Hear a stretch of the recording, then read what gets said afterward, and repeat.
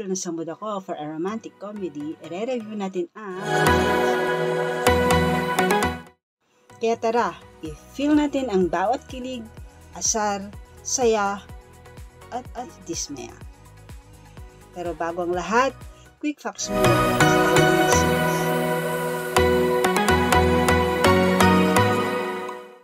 Let's break down the feels.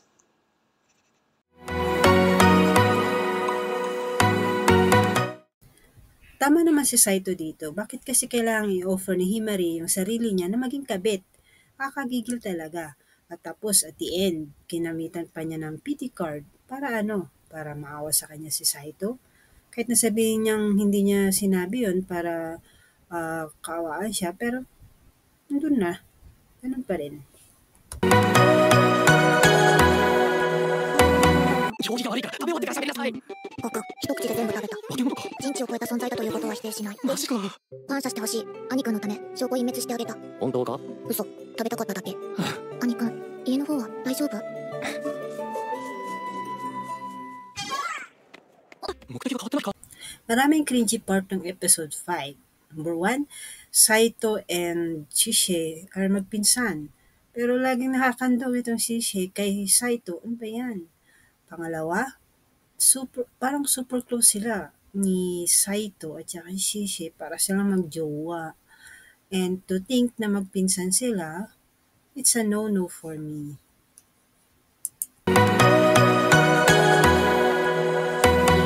お前が止めるならやめとくわ。止めないわよ。ひまりのデートでも何でも好きにしてきたらいいわ。じゃあ行ってくる。帰りは遅くなるから。やっぱり嫌だ。どうして嫌なのかわかんない。でも嫌なの。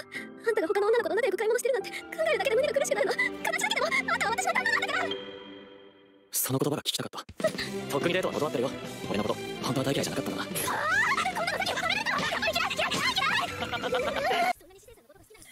Maraming kilig hits sa series na to, pero itong dalawang scenarios na to ang tumatak sa isip ko kasi dito na nag-start sina Akane at Saito na iparamdam ang kanilang special feelings sa isa't isa.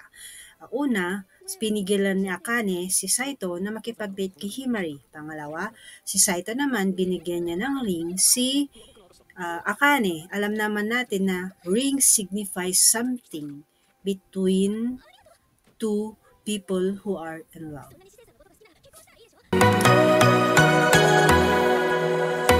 ょっと覚えたい言語があるんだ。ちょっとってそんなやり方で？ああ、一通り頭に入った。あとは一晩寝て記憶を定着させれば完成だ。あんたを私の中に入れたいわ。なんかそういう意味じゃないわよ。変態のあんたが脳が欲しいって言ってるの。今すぐ消えたって私によこしなさいよ。怖っ。サイトくん、さっきの授業でわからないところがあったんだけど、また教えてもらえないかな。おう、学習意欲が高いのはいいことだ。あかねも一緒に教えてもらおうよ。私はいいわ。そんな奴に教わることなんてないし。あかねって勉強。帰ったら私に勉強教えなさいよね。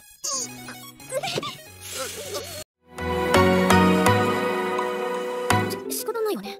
どうして私たち今まで連絡先を交換してなかったのかしら。頼んだら気持ち悪がられる気がしてな。確かに気持ち悪かったわ。でも男の子の連絡先を入れたのって初めてだわ。そうか。って気づかれたら困るから名前を変えておくわね。あ、バカ。バカはやめろ。アホもやめろ。他にないな。いろいろあるだろ。史上最強の天才とか、そういうことは絶対こうじゃとか。じゃあ崇高にして時代を超越して最強の天才イケメンにしておくわね。やっぱりさすがに恥ずかしい。あんたにも恥という感覚があったのね。恥知らずみたいな言い方はやめてくれ。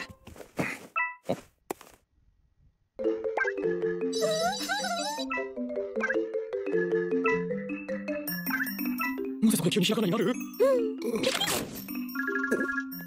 もしもし、聞こえますか？こちら、私です。同じ部屋だから移りはせよ。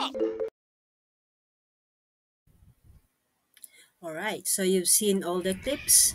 Now let's review the characters, animation, storytelling, and soundtrack. Let's start with soundtrack.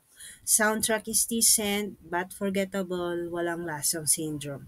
Animation, cute, chibi style during the away-kilig scenes ng ating main characters.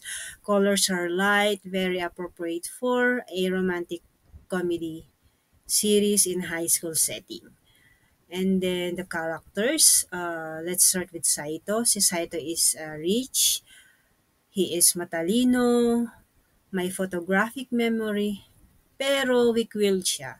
Kumbaga, he is more of a people pleaser. Yes, yes, yes. Bihira ang no. And ang redeeming factor niya is he is sensitive sa damdamin ng tao sa paligid niya. Except for the girls who have romantic interest sa kanya or maybe hindi niya masyadong pinapansin. And then kay Akane naman, madali siyang magalit, mainis, very judgy siya kay Saito, probably because she is very much in love with Saito. Ayaw niya nga lang aminin sa sarili niya at kay Saito mismo. Kay Himari naman, your typical high school girl who falls head over heels sa main character and who is willing to do everything just for the sake of her love interest kahit na magmukha siyang tanga. Kay Shisei naman, she is cute but most of her behaviors are cringy because magpinsan sila ni Saito, and being a Filipino, it's a no-no for me. I don't know kung hanggang ilang consanguinity yung relationship niya with Saito, but still a no-no for me. My quick verdict, it is worth watching kung gusto mong kiligin at mainis ng konti. My rating is 6.6 out of 10.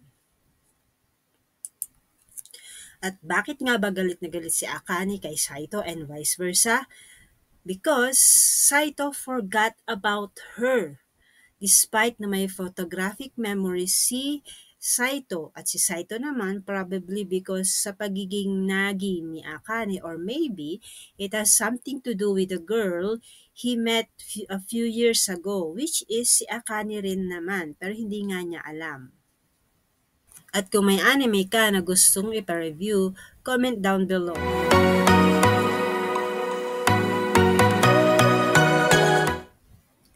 This was Multiverse of Feels, where we break down every feel. See you sa next episode!